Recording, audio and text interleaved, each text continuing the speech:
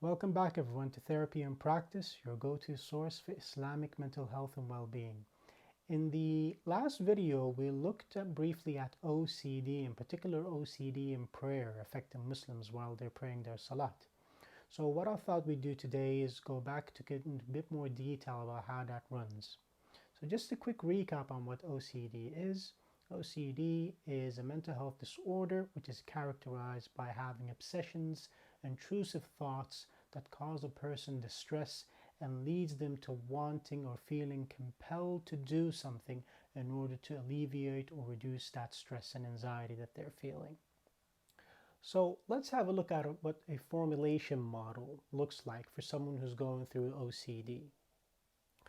Looking at this model, we can see here several boxes that underline the different parts of OCD that can function in a person. A key part of formulating like this is to understand what the person is presenting with and what parts of that from their OCD they're actually presenting with in terms of their thoughts and behaviors and emotions, as well as understand what's necessarily maintaining the problem.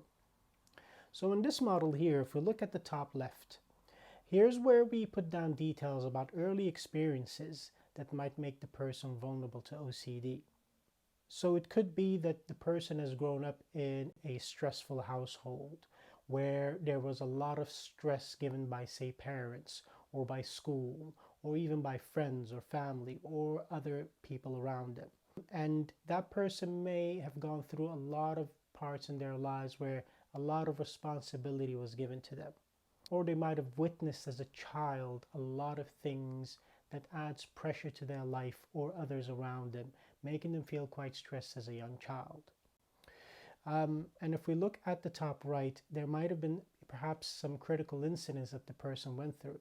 Perhaps they were responsible for a younger brother or a younger child, or even responsible for something which they then got wrong and they were reprimanded for very harshly. And it stuck with them very, very much.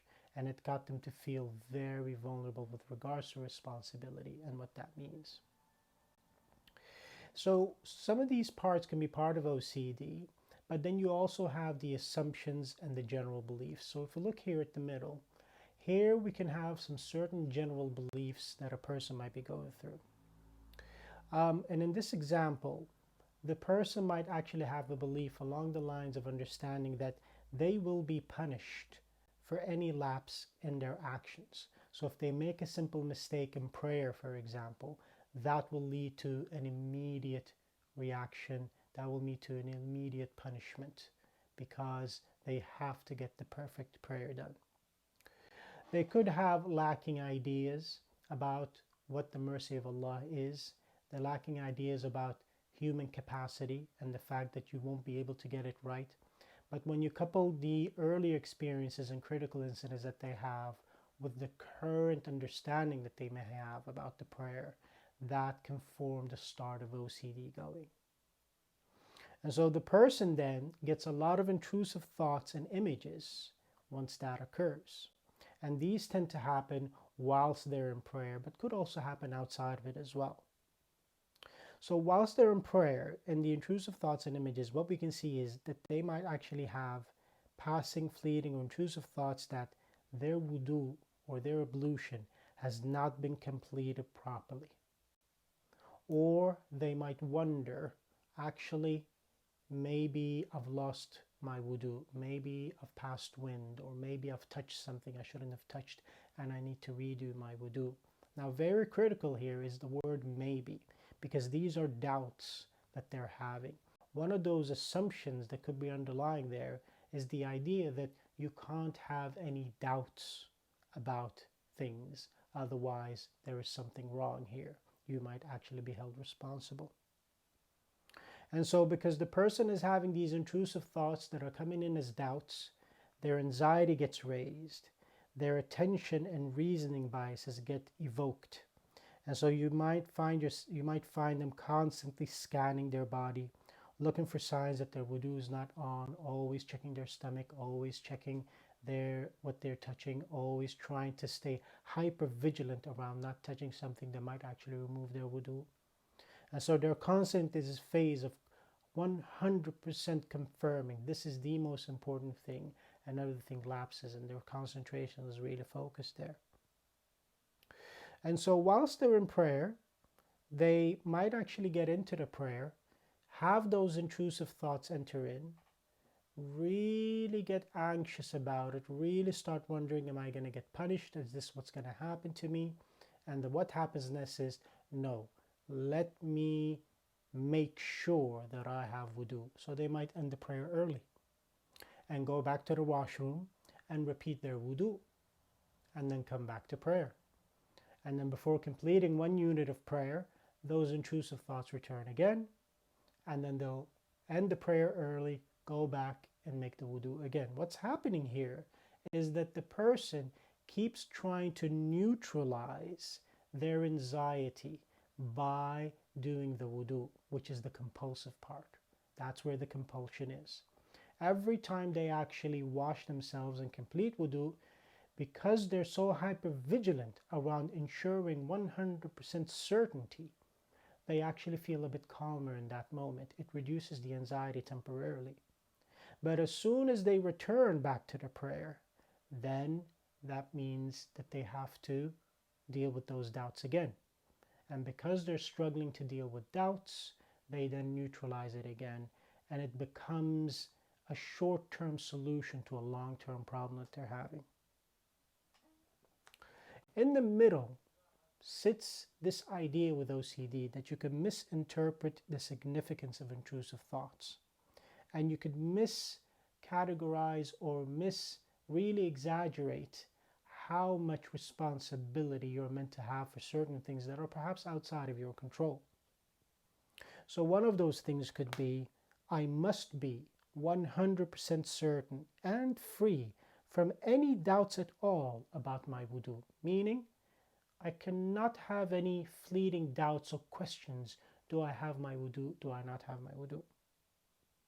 And then that could be followed up with, if I do have doubts, then I must ensure that the doubts are gone regarding losing my wudu or having my wudu. Those doubts are gone. If you continually only focus on the things that are doubtful, you end up losing concentration on things you have certainty for. And so what happens is you live in a life of doubt, and you continually try and neutralize that doubt, losing track of what's actually quite certain. And because you're continually trying to neutralize that doubt by those compulsive behaviors, that's now starting to feed in. And you might find a lot of people have counterproductive safety strategies as well. So they might actually begin the prayer knowing that they're actually going to have doubts and going to have to attend to those doubts by their compulsive behavior by staying at the back of the line if they're in congregational prayer. Why? So that they can quit early and go straight back to the washroom to ensure that that wudu is on. Or they might actually not pray in congregation at all to avoid this. So the key parts here to focus on is this bottom left part, the neutralizing action. You're continually trying to neutralize those actions there, and this is keeping the cycle going. And that's why the teaching that certainty removes any doubt is one of the key components of trying to address what's part in the middle here, the misinterpretation, a significance of intrusive thoughts. If you only focus on the doubts of not having the wudu, you'll lose track of the certainty that at some point you did actually complete the wudu. And the Islamic teaches us that if your memory is clear, if you can be certain that you actually did make wudu, and you can't be as certain that you actually lost your wudu, then you need to run with certainty. You're certain that the wudu was there at some point. You're certain that wudu was completed, and you are not certain that you've lost it. In that case, the Prophet, peace be upon him, said, continue your prayer, because you have to run with certainty. You cannot focus on the uncertainty so much. If you, on the other hand, are quite certain 100% that you have actually lost wudu, that gives you a valid ground to to actually go and repeat your wudu. But you should focus on what you're certain of, not what you're uncertain of. And so what we would do in CBT, in cognitive behavioral therapy, is we get you back to that certainty, get you back to face that uncomfortable feeling of sitting with doubts and saying, actually, I'm uncertain whether I've lost my doubt, but I'm quite certain that I did complete my wudu. So I'm just going to let this uncertainty sit with me now, because there is another aspect which I'm quite certain of. And so we get the person to practice staying still. We could do sunnah prayers so that they don't feel compelled. Eventually, working towards fard prayers as well in congregation. But you can start by doing sunnah prayers, where your job is to sit there and pray, try and concentrate on the prayer as much as possible. But once the doubts occurred, remind yourself that actually I'm quite certain that I did complete my wudu. I am not certain that I have lost it. And so that gets you to practice staying still with anxiety, letting it peak, and then eventually come down on its own. So I hope you found this video helpful, a bit more, sort of a bit of diagram to just explain how things run. Any questions at all, do leave any comments. And if there's any comments about how to improve things here, I'm happy to hear feedback from everyone. Thank you very much. Assalamu alaikum.